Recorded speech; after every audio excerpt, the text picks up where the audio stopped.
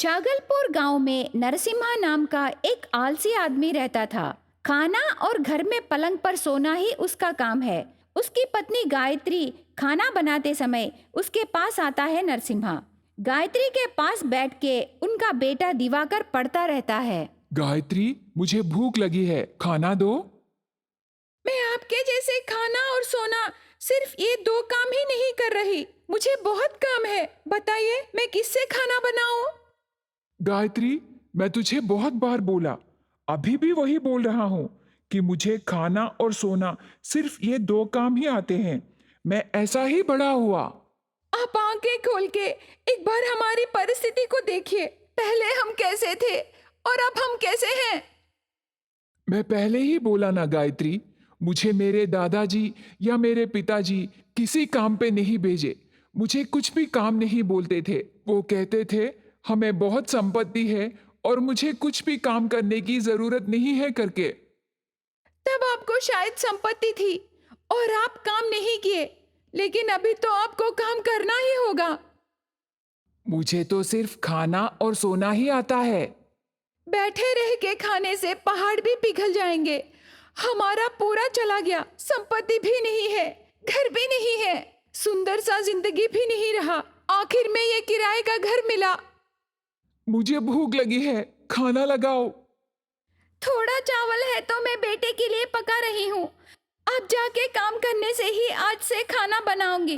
इस तरह 2 दिन बीत जाते हैं। गायत्री को कहीं भी काम नहीं मिलता।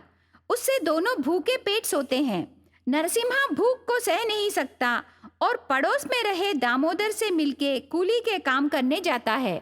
इससे पहले क्या तुम कूली के काम करने गए? नहीं दामोदर, मैं पहली बार काम पर जा रहा हूँ। ये काम वाम करना कौन शुरू किया, उसको जोर से थप्पड़ मार मार के मार डालना है। ऐसे क्यों करना? नहीं तो ये काम क्या, आराम से खाना और सोना कितना अच्छा रहता है। मेरे लिए एक माया घर मिलने से अच्छा है। दिन में सपने देखना बंद करो, चलो चलते हैं। क्या अभी मुझे ये पत्थर मारना है? छोटे छोटे टुकड़े करने से शाम को 100 रुपए देते हैं क्या? ऐसे 100 रुपए मैं बहुत सारों को दिया। मैं यहाँ काम नहीं करूंगा। ऐसे कह के वहां से जाके एक पेड़ के नीचे बैठता है नरसिम्हा। उस पेड़ के छांव में ठंडी रहने पर उसके मन को आराम सा महसूस होता है, पर उसे भूख लग रही थी। क्या करना उसे कुछ समझ में नहीं आता। भूख लगने पर खा के सोने के लिए एक माया घर रहने से कितना अच्छा है। तब वो पेड़ चमक के ऐसे कहने लगी, क्या तुझे माया घर चाहिए? तब नरसिम्हा आश्चर्य हो जाता है, स्पष्ट रूप से देखता रहता है। डरो मत, तुम्हारी इच्छा के अनुसार मैं तुझे एक माया घर देती हूँ। क्या सच में तू देगी? देती हूँ, पर उस माया घर में तुझे अकेले रहना है। उस घर में तुझे क्या चाहिए वो सब खा सकते हो, जब चाहिए तब सो सकते हो। तुझे वहाँ काम करने की जरूरत नहीं है। कितने दिन चाहिए उतने दिनों तक तुम उधर रह सकते हो। ये बात सुन के नरसिम्हा की आंखें चमकते हैं। मैं बिना काम किए मनपसंद खाना खा के उस घर में रहूंगा और वहां गायत्री का खाना खा के उसकी बातें सुनने की जरूरत नहीं पड़ेगी करके सोचने लगता है। तब फिर से पेड़ ऐसे कहने लगी, पर मेरी एक शर्त है। शर्त? वो क्या है? अगर तुझे तेरा परिवार याद आके तू बाहर आने से, तब तुझे जरूर काम करना पड़ेगा। तब तुम काम नहीं करने से मैं तेरे प्राणों को ले लूंगी। अगर तुझे ये मंजूर है तो तू उस माया घर में जा सकता है।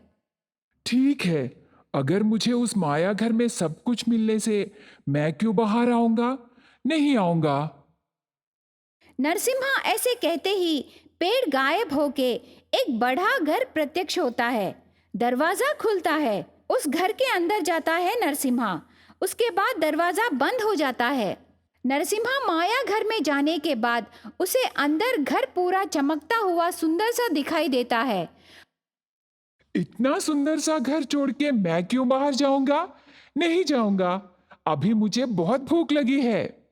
ऐसे कहते ही नरसिम्हा के सामने बहुत सारे पकवान प्रत्यक्ष होते हैं। वो सब गरम गरम रहते हैं।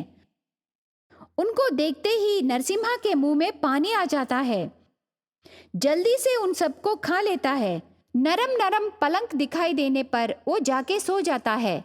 इस तरह भूख लगने पर खाना और बाद में सोना, ऐसे दिन बीतते गए। काम को भेजने पर उसका पति उसे और बेटे को छोड़कर चला गया होगा करके गायत्री सोच के दुखी होने लगती है। थोड़े दिनों बाद नरसिम्हा वो माया घर में रह नहीं सका।